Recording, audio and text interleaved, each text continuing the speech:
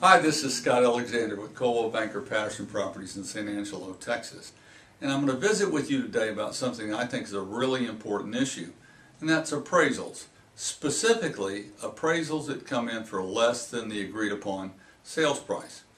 You know, what is an appraisal? In effect, it's a check and balance. The lender is ensuring that it's not overloaning and that the buyer isn't overpaying. So they hire someone, a disinterested third party, who assesses the market and uses comparable sales from the previous 6 months to examine and see if the house is really worth the agreed upon sales price. Well, increasingly, deals are coming apart as a result of this. So let's imagine you're a buyer and a seller. What can you do? Well, first of all, if you're a seller, educate yourself. Look at the market ahead of time.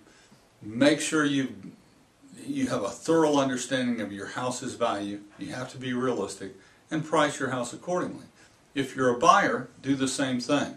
Now let's imagine the contract sales price is $150,000 and the appraisal comes in at $145,000. What do? Well, there are several options. One, the seller can agree to, hey, we'll take $145,000. Two, they could split the difference. The buyer come up with some extra money so the lender isn't overloaning. Or three, the buyer comes up with all the difference. And most buyers aren't willing to do that, I should mention.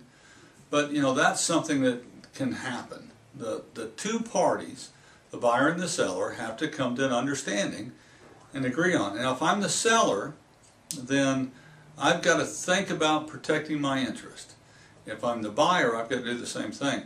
And here's how you can do it. One, the contract ought to be clear that you're going to get your earnest money, you're going to get your down payment back if the sale falls apart because of that.